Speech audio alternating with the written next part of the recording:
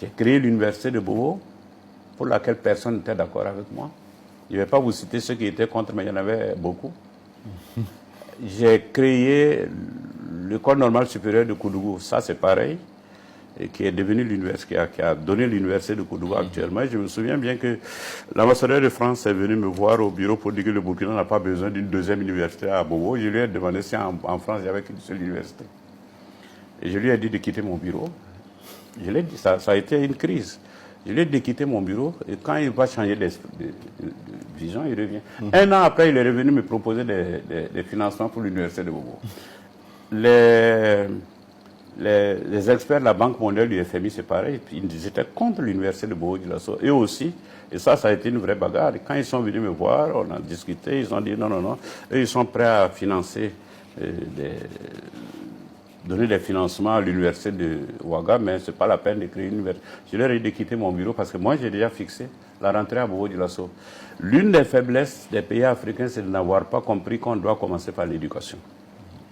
Il fut une période, parce que je vais parfois au Mexique, où, pour attirer les gens dans l'enseignement, les directeurs d'école primaire avaient le même salaire que les généraux de l'armée. Tout ça pour attirer les gens, parce qu'ils ont su. Et aujourd'hui, vous savez, le Vietnam, malgré toutes les guerres que les Américains les ont combattues, dès qu'ils ont fini la guerre, ils sont aujourd'hui le troisième exportateur de riz au monde. Ils sont devenus l'une des principales puissances scientifiques au monde.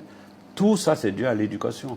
Les tigres de l'Asie ont compris ça, que c'est par l'éducation qu'il faut commencer. On peut pas comparer. Vous avez été quand même au cœur du système à un moment donné. Ah oui, pourquoi n'avoir pas influencé pour que... Ah si, on a influencé, mais il faut du temps pour ça. Bon, je vais vous dire un secret, hein. Ce n'est pas un secret en réalité, mon épouse. En 97, quand on m'a dit d'être président de l'Assemblée, j'ai un peu hésité parce que je ne savais pas que j'allais quitter le ministère des Enseignements. Et j'avais fait à l'époque le plan des 13 universités que vous voyez qu'on réalise dans les régions. C'est moi qui ai fait le plan au départ. On a tenté, et surtout Alice Tenrebe a fait beaucoup de travail à l'enseignement de base.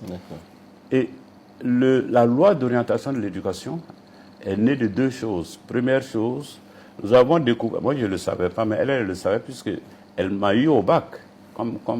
Alice Tenrebe m'a eu au bac comme professeur, alors que j'étais candidat. Et elle a fait beaucoup de travail. Et c'est avec elle que nous avons réveillé le Conseil supérieur de l'éducation on avait oublié ça. Et c'est Roch Kaboré qui était Premier ministre qui a ouvert et qui a présidé le Conseil supérieur de l'éducation. Et immédiatement après, nous avons convoqué les États généraux de l'éducation. Et c'est à partir de là que nous avons voté la loi d'orientation de l'éducation, que le ministre veut reprendre d'ailleurs prochainement. Et de la même manière, j'ai présidé à l'élaboration du plan stratégique de la recherche scientifique. Je suis allé en Europe faire le tour des États et des centres de recherche pour qu'on aide le CNRST à se développer. Et j'avais obtenu du président du FASO, Blaise Compaoré, que chaque année, il y ait une rencontre entre lui et les chercheurs du Burkina dans la salle du Conseil des ministres.